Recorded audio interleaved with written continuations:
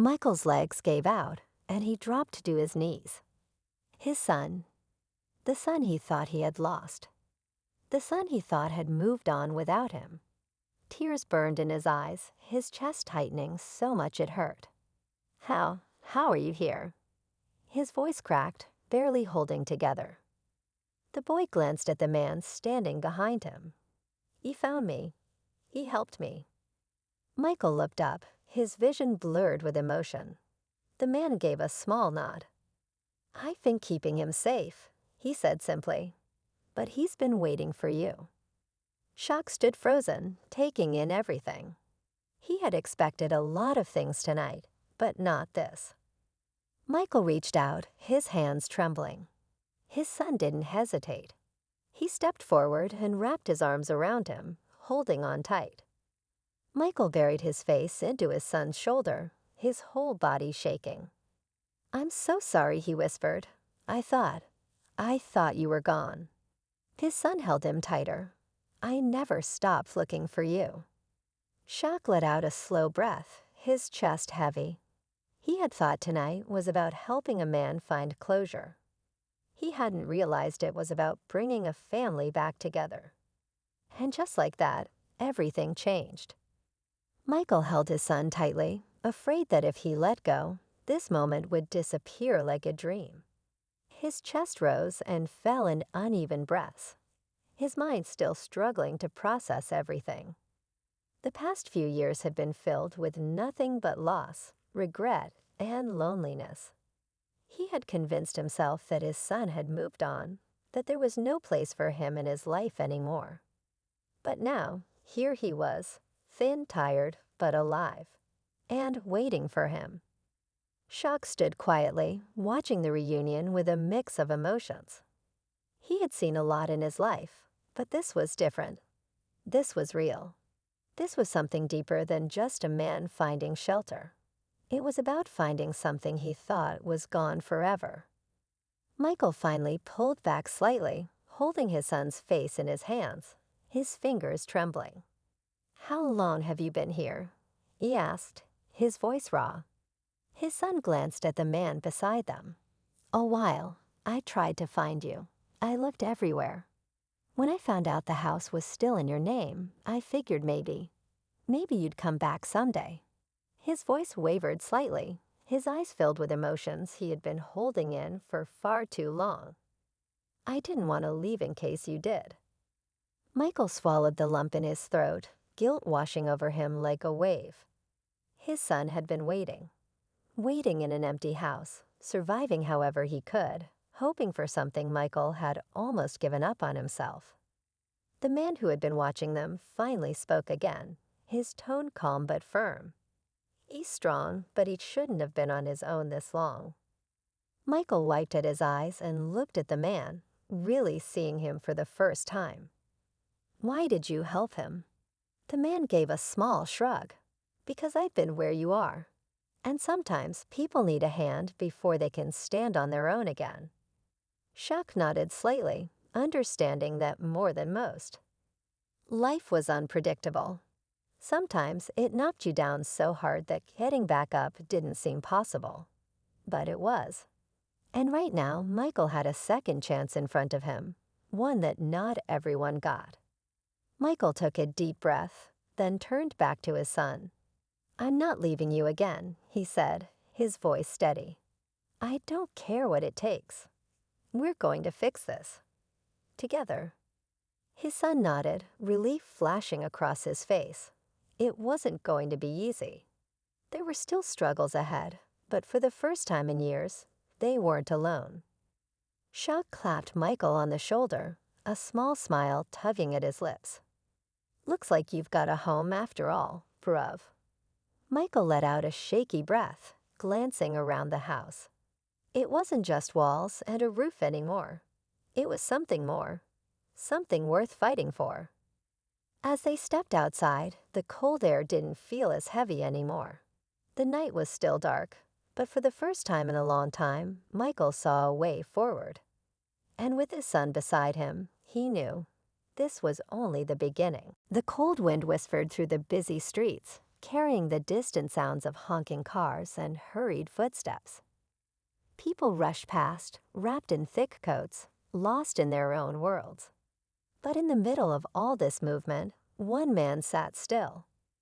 A tattered shopping cart beside him held everything he owned, some old blankets, a worn-out jacket, and a few scattered belongings.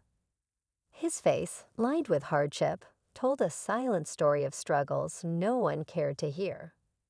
As the city pulsed with life, a tall figure walked down the sidewalk, his heavy boots crunching against the pavement. Dressed in a hoodie and a thick chain around his neck, his presence alone made heads turn. It was Big Shock. Known for his humor, energy, and viral fame, people often saw him as the guy who made them laugh. But tonight was different. His eyes weren't scanning for fans or cameras.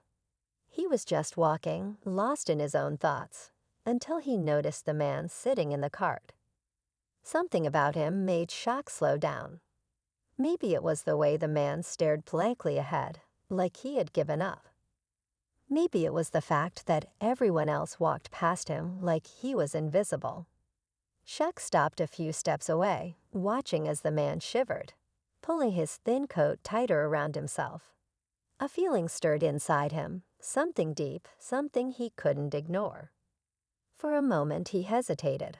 Should he just keep walking? He had places to be, things to do. But as he looked at the man again, he knew this wasn't just another face in the crowd. This was a human being, struggling, suffering, forgotten. Shock took a deep breath and stepped forward. The man barely noticed at first, but then his tired eyes flickered upward. There was something in them, surprise, maybe even a little fear. People didn't usually stop. People didn't usually care. Shock didn't say anything right away. He just stood there, looking at the man, taking in the moment. The city around them kept moving, but for the two of them, time seemed to slow down. Finally, Shock reached into his pocket, but it wasn't for what anyone might expect. What happened next left everyone speechless. The man in the cart shifted uncomfortably, his wary eyes fixed on Shock's hand as it reached into his pocket. He had seen this before. People pretending to help, only to toss a few coins his way without even looking at him. He had learned not to expect much from anyone. But Shock wasn't pulling out money. Instead, he crouched down to the man's level, his breath visible in the cold air. For a moment, neither of them spoke. The city around them kept moving, cars zooming past, people talking on their phones, laughing with friends, caught up in their own lives. But here, in this small pocket of time, it was just the two of them. Shock finally broke the silence. "What's your name, bruv?" His voice was softer than usual, not the loud, animated energy people knew him for. The man hesitated. He wasn't used to being asked that. Most people didn't even look him in the eye, let alone care about his name. His lips were dry, cracked from the cold, but he managed to mumble, "Michael." Shock nodded, as if he were committing the name to memory. "Michael," he repeated. "How long you been out here?" Michael looked down at his hands, rough and dirty, the lines on his palms like a map of everything he had been through. "A while," he said simply. There was no point in giving details. It wasn't a story people wanted to hear. But Shock wasn't just anybody. He could see there was more to Michael than what met the eye. His clothes were torn, his shoes barely holding together, but his face had the look of someone who had seen better days. Someone who once had dreams, plans, maybe even a family. Shock glanced at the cart beside him, filled with scraps of a life that once was. A book with torn pages, a broken radio, a picture frame with no photo inside. Each item told a story, but Michael wasn't offering any of them. Shock reached into his pocket again, this time pulling out something small. A protein bar. He unwrapped it halfway and held it out. "Here, eat this," he said. Michael eyed it for a second, then shook his head. "I'm good," he muttered. Shaq didn't pull his hand back. "Come on, man. Just take it." After a moment, Michael sighed and took the bar, breaking off a small piece, like he wasn't sure if he should save the rest for later. He chewed slowly, his tired eyes flickering with something that wasn't quite gratitude, but wasn't rejection either. Shaq sat up straighter, his mind racing. This wasn't just about a homeless man and an old key anymore. This was something else, something bigger. Michael glanced around nervously, then leaned in. "I don't know what to do," he admitted, his voice barely above a whisper. Shaq stared at him for a long moment. Then, without hesitation, he said, "Let's go see your house." Michael's breath hitched slightly, his eyes widening. "What?" Shaq stood up, brushing off his hoodie. "If there's something going on, we can't just sit here, bruv." He looked down at Michael, his expression firm. "You got the key. Let's see what's waiting for you." Michael's hands trembled slightly as he looked at the key again. A storm of emotions passed through his face. Fear, uncertainty, something else Shaq couldn't quite name. And then, finally, he nodded. But neither of them had any idea what they were about to walk into. Michael's hands shook as he turned the key over in his fingers, his mind racing. He never thought he'd go back. Never thought he'd see that place again. But now, standing here with Shaq beside him, it didn't feel like a choice anymore. It felt like something he had to face. The two of them walked through the quiet streets, the cold pressing in around them. Michael led the way, his pace slow, hesitant, as if every step was pulling him deeper into something he wasn't ready for. Shaq stayed close, his eyes scanning the streets, alert. Something about this whole situation didn't sit right with him. After a long, silent walk, they finally reached the house. It stood at the end of the block, dark and lifeless, the porch light long burned out. The windows were dusty, the yard overgrown. It looked exactly the way Michael had left it, except for one thing. The front door was slightly open. Michael froze. His breathing hitched, his fingers tightening around the key. "It wasn't like that when I left," he whispered. Shaq stepped forward, his muscles tensing. "Stay close, bruv." They moved up the porch steps carefully, the old wood creaking under their weight. Shaq pushed the door open wider, revealing the dimly lit interior. The air was stale, thick with dust, but there were footprints in the dirt on the floor, fresh ones. Someone had been here. Michael swallowed hard and stepped inside, his eyes darting around the familiar space. The furniture was still there, covered in sheets. Old pictures still hung on the walls, faded and forgotten. It was like a time capsule of a life he had abandoned. Then from the back of the house, a noise. A rustling. Shaq's head snapped in that direction. Someone's here. Michael's heartbeat pounded in his ears. He wanted to run, but his legs wouldn't move. Then, before he could react, a shadow shifted in the hallway. A man stepped forward. Tall, broad shoulders. His clothes were worn, his face rough, but his eyes were sharp, focused. He looked at Michael, then at Shaq, his expression unreadable. Michael's breath caught in his throat. "Who are you?" The man didn't answer right away. He took a slow step forward, his hands loose at his sides, calm but deliberate. Then he spoke. "I was waiting for you." Michael's stomach twisted. "Why?" The man tilted his head slightly, studying him. "Because this house, it wasn't empty." A chill ran down Michael's spine. "What do you mean?" The man exhaled slowly, then nodded toward the back room. "You should see for yourself." Michael's feet felt like they were made of lead, but he forced himself to move. Shaq stayed close beside him as they walked down the hallway, the air growing heavier with each step. When they reached the last door, the man pushed it open. Inside, the room was dark, but in the faint light from the window, Michael saw it. A small sleeping bag in the corner, a few scattered belongings, an empty food container. Someone had been living here. Michael's throat tightened. Who? Then from the shadows, a quiet voice. Dad? Michael's entire body went still. His breath caught.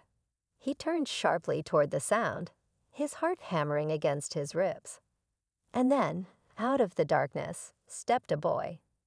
Thin, wrapped in an oversized hoodie. His face was tired, his eyes cautious but familiar. Michael staggered back. His mind couldn't process what he was seeing. No, that's not. It can't be. The boy took another step forward, the dim light catching his face. It's me, Dad, he said, his voice barely above a whisper. Shock sat down on the sidewalk beside him, ignoring the strange looks from people walking by. So what's your story, Michael? He asked. Michael let out a dry laugh. You really want to know? Shock nodded. Yeah, I do. Michael took a deep breath, staring at the city lights in the distance. And then, for the first time in a long time, he started to talk. Michael sighed, his breath forming a small cloud in the cold night air. He stared ahead, his fingers tightening around the half-eaten protein bar, as if holding onto something fragile. I wasn't always like this, he muttered. His voice was rough, like it hadn't been used much in a while. Shock didn't say anything. He just listened. Michael let out a small chuckle, but there was no humor in it. I used to have a job, a home. Worked in construction. Hard work, but it paid the bills, kept me moving, kept my mind busy. His jaw tightened, the weight of memories pressing down on him. Then things changed. He didn't say how. Not yet. But Shock could see it, the way his shoulders tensed, the way his eyes seemed to drift somewhere far away. Michael rubbed his hands together for warmth. You ever had one moment where everything just flipped? Like one bad day turns into a bad week, then a bad year. And before you know it, you don't even recognize your own life anymore. Shock nodded slowly. He didn't know that kind of struggle personally, but he understood enough to know it was real. Michael took another small bite of the protein bar. Lost my job first. Company shut down. Said they couldn't afford to keep us on. I thought I'd find something else, but work was slow. Bills started piling up. Then my landlord raised the rent. Couldn't keep up. 1 month turned into 2, then 3. His voice dropped lower. I tried, man, I really did. But trying don't always mean nothing when the world ain't got space for you. Shock leaned back slightly, absorbing Michael's words. He knew struggle, grew up around it, saw it firsthand. But hearing it like this, raw and unfiltered, hit different. Michael shook his head. It's funny. You think you got friends, family, people who'll have your back. But when things get bad, they get quiet. First, they check on you. Then they stop calling. After a while, you realize you're fighting alone. He exhaled sharply. And you don't always win. A gust of wind blew past them, rattling the empty cans near the sidewalk. The streets around them were still busy, full of life, but it all felt distant, like a world Michael no longer belonged to. Shock tapped his fingers against his knee, deep in thought. Ain't nobody helped you? He asked. Michael hesitated. Some tried, but help don't always come the way you need it. Sometimes people think throwing a few dollars your way is enough, but it ain't just about money. He looked down at his hands. It's about feeling like you still matter. Like you ain't just another face people pass by without thinking twice. Shock felt that. Too many people walked past Michael every day, barely even noticing he existed. And here he was, telling a story nobody had ever stopped to hear. Michael glanced at Shaq then, studying him. "Why you even listening, man?" His tone wasn't accusing, just curious. Shaq met his gaze. "Because you're talking," he said simply. Michael held his stare for a moment before looking away. He let out a breath, this time softer. "Well, I guess it don't hurt to talk for a little while." But what he didn't know was that this conversation, this one night, was about to change everything. Michael's fingers fidgeted with the edge of his sleeve, his mind lost in thought. For a while, he didn't say anything. The city moved around them, cars passing by, people laughing, music spilling from nearby shops, but it all felt distant, like background noise to something much heavier. Shaq could feel the weight in the silence. He had been in plenty of conversations before, but this one was different. It wasn't about jokes or music or fame. This was real. He could see it in Michael's face, the exhaustion, the quiet pain, the years of being overlooked. Then Michael spoke again, his voice lower this time. "You ever feel like you're stuck? Like no matter what you do, you're just trapped?" His fingers tightened into a fist before loosening again. That's how it felt. Every day. Waking up, wondering where my next meal's coming from. Wondering if I'd even wake up at all. Shaq watched him closely. There was something about the way he said that last part, like he wasn't just talking about hunger or cold nights. Michael let out a slow breath, staring down at his cart, at the scattered pieces of his life. You ever seen people cross the street just so they don't have to walk past you? Look through you like you don't exist. He chuckled, but there was no humor in it. It does something to you. Makes you feel like maybe you don't exist. Like maybe you don't matter. Shaq leaned forward, resting his elbows on his knees. "You do matter, bruv," he said, his voice firm. Michael shook his head. To who? Shaq didn't answer right away. He thought about all the people who had walked by tonight, too busy, too distracted, too caught up in their own lives to notice. He thought about how easy it was to pretend someone else's struggle wasn't real, just because it wasn't happening to you.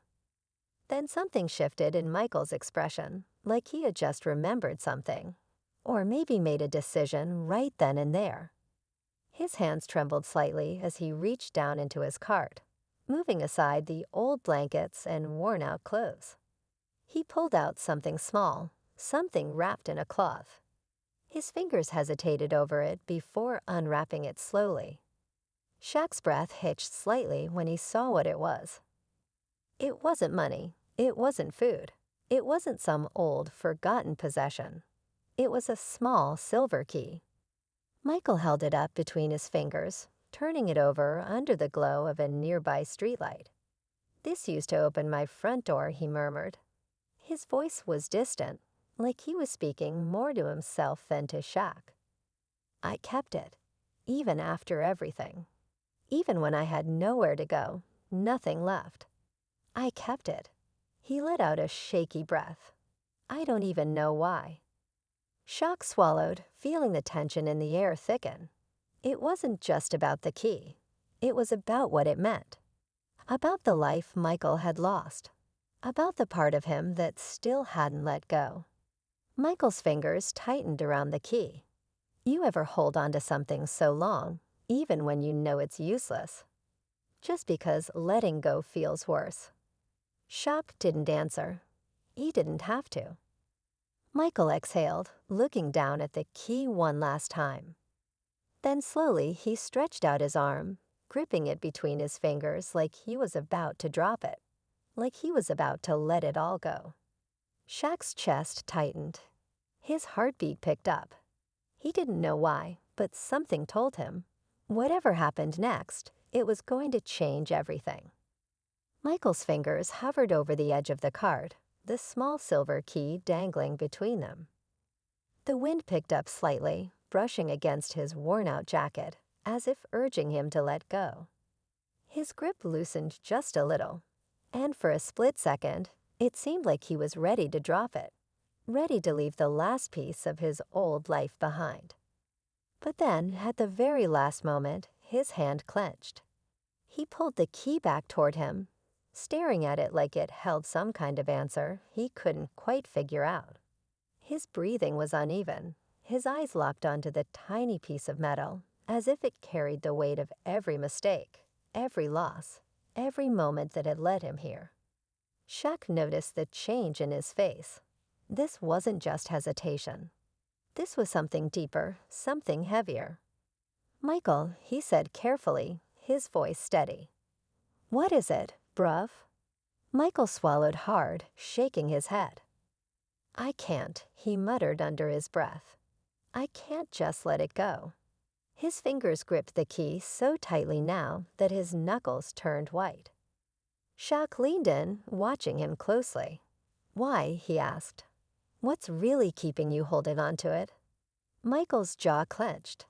He looked around, as if making sure no one else was listening, then took a shaky breath. "Because the house, it's still there."